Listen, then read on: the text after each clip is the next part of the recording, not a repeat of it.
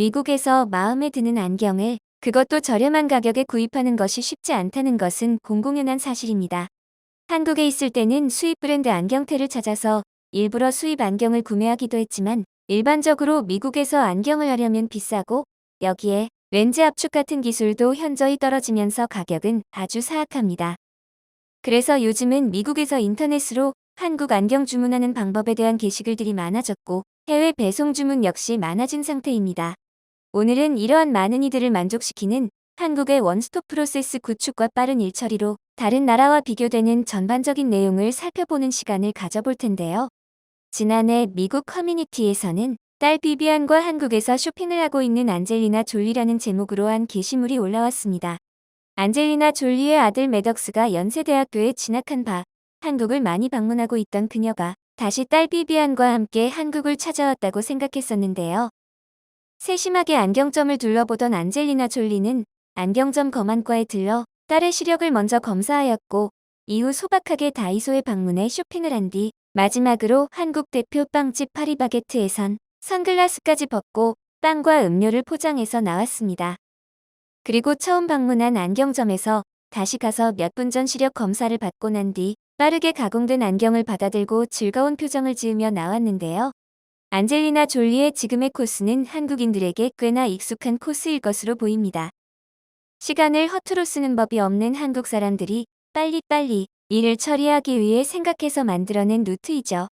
한국 사람을 보고 따라한 것인지 벼랑간 안젤리나 졸리는 안경점 다이소 파리바게트 쇼핑을 끝내고 만족스러운 표정으로 차를 타고 떠나는 모습도 사진에 올라왔는데요. 마지막 사진을 본 해외 네티즌들은 안젤리나 졸리가 방문한 곳이 한국이 아닌 미국이라는 사실에 충격을 받았습니다.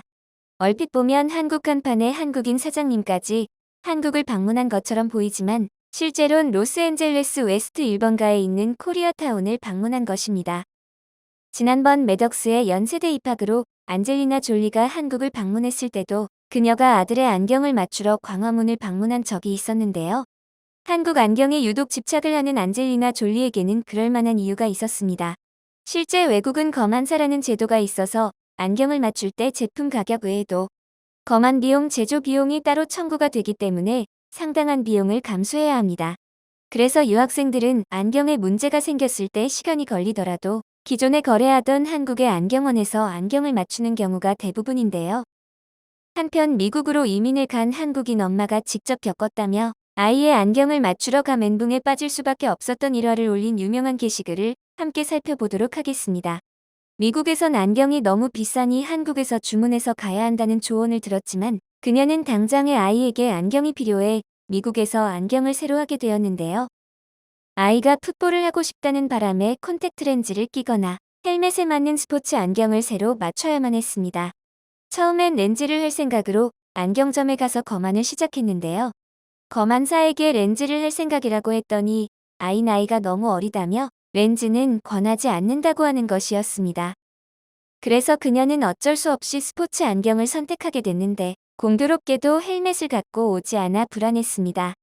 하지만 안경점 매니저는 여기 스포츠 안경은 모두 헬멧에 맞으니 걱정 말라며 장담했는데요. 그래도 불안해 헬멧을 갖고 오겠다고 했더니 일단 스포츠 안경테와 렌즈를 사놓고 가라는 것이었습니다. 먼저 결제를 한다는 게 내키지는 않았지만 영어로의 의사소통이 잘 되지 않아 그녀는 어쩌다 보니 결제를 하게 됐습니다. 그런데 정작 아이 헬멧을 갖고 왔더니 그 매장 모든 스포츠 안경테가 헬멧에 맞지 않아 당황스러웠는데요. 맞지도 않는 스포츠 안경을 살 순 없다고 했더니 이미 결제를 했으니 환불해줄 순 없고 아무거나 사라는 말만 하는 것입니다. 그녀는 너무도 화가 나 그런 법이 어디 있냐고 따졌더니 이 매니저는 영수증에 환불 안 된다고 찍혀 있고 당신이 너무 흥분해서 당신과 말하고 싶지 않다고 적반하장으로 나왔습니다. 결국 환불도 안 되고 제작된 안경을 가져갈 수밖에 없었던 그녀는 그날 검안비까지 무려 650달러, 한국 돈으로 70만 원 돈을 날렸는데요. 한국에서 샀으면 10만 원이나 들까 하는 안경을 4주 이상을 기다리며 분노의 나날들을 보내야 했습니다. 머나먼 미국 땅에서 이런 일을 당하니 그녀는 너무 화가 났고 한국 생활에 대한 그리움이 더욱 커져만 갔는데요. 한국은 최근 카페나 편의점 이런 데뿐만 아니라 안경점까지 무인으로 운영되는 곳이 생기면서 직원 눈치 볼 것 없이 이것저것 써보고 내 시력에 맞는 렌즈나 안경을 몇 분 만에 구매할 수 있는 곳이 생겼는데 미국뿐만 아니라 많은 나라들이 아직까지 답답한 시스템으로 운영되고 있다는 게 참으로 안타까워 보입니다. 보다 효율적인 동선과 일처리를 지향하는 한국인들의 특성이 반영돼 시력 검사부터 안경을 제조하는 능력까지 갖춘 한국의 안경원은 한 번에 일을 해결할 수 있죠. 이런 현상은 비단 안경에 국한된 것이 아닙니다. 외국인들이 한국에 살면서 한국어를 배울 때 가장 먼저 배우는 표현 중에 하나가 빨리빨리라고 하는데요. 그만큼 한국 사람들이 일상에서 이 말을 가장 많이 쓰기 때문일 것입니다. 비행기가 착륙했을 때 제일 먼저 짐을 내리고 움직이는 사람들은 무조건 한국 사람들이고 지하철 에스컬레이터 타면서 그 위를 걷는 정도가 아니라 뛰어가며 이동하는 사람들은 전 세계에서 한국 사람들밖에 없습니다. 이는 빨리 해결책을 찾으려는 욕구가 강하고 당장 닥친 일을 신속하게 처리하는 한국인 특유의 빨리빨리 문화를 발전시켜 왔는데요. 전 세계에서 가장 빠른 인터넷 접속 속도, 총알 배송 서비스, 선진 배달 문화, 포장이사, 대리운전 서비스 등은 한국의 빨리빨리 문화로 세계 최고의 자리를 지키고 있는 분야들입니다.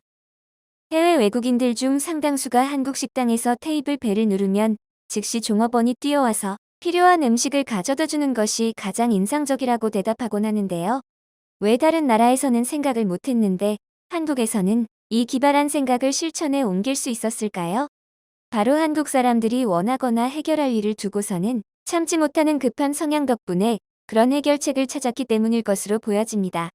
빨리빨리 문화는 분명히 비즈니스에 있어서 특히 친절함과 신속성이 동시에 요구되는 서비스 업종에서 탁월한 경쟁력이 있는 것이죠. 한국은 다른 나라들에 비해서 초기 코로나 방역 전쟁에서 성공적이었던 것이 빠름의 힘을 뒷받침하는데요. 예전 한국은 4명의 확진자가 나온 상태에서 빨리 움직여서 테스트 키트 무기 개발을 끝내고 만반의 전투 준비를 했습니다. 특유의 빨리빨리 의식 문화의 영향으로 임기응 변식 해결책을 찾는 창의성도 빛났죠. 드라이브스루, 선별 진료소 설치, 핸드폰 추적 시스템 등의 아이디어와 그 빠른 시행을 보고 세계가 놀랐는데요. 한편 한국인의 또 하나의 장점, 장기적 안목 성향은 국민들의 팔로워십과 방역 전쟁에 임하는 자세에 있어서 결정적인 힘으로 작용했습니다. 이 사실은 미국에서 일어난 일과 비교했을 때 더 잘 이해할 수 있는데요. 미국은 단기적인 안목 성향이 강한 문화를 갖고 있어 이 부분에서 한국인과 미국인은 정반대 성향을 보이고 있습니다.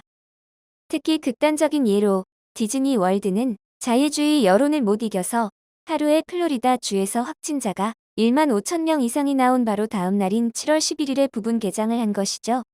결국 세계 최강국이자 최부국인 미국은 코로나 바이러스 전쟁에서 참패하면서 정치적으로 붕괴되고 바이러스 창궐과 경제적 궁핍에 시달림은 물론 국민의 삶의 질을 정신병, 기한, 중독 등으로 바닥의 삶으로 떨어뜨린 참혹한 결과를 낳고 말았는데요.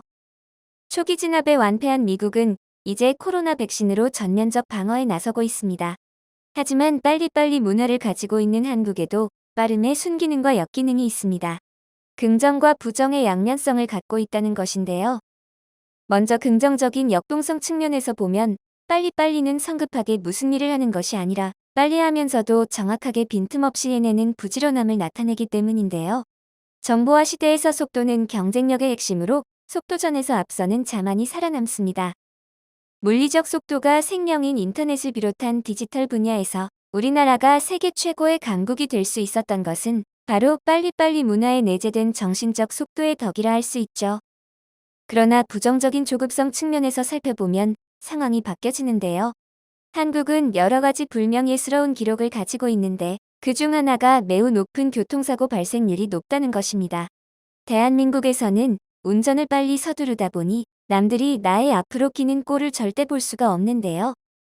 아무리 빨리빨리 문화로 엄청난 성장을 한 나라이지만 운전 앞에서는 느긋한 여유를 가질 필요가 있어 보입니다.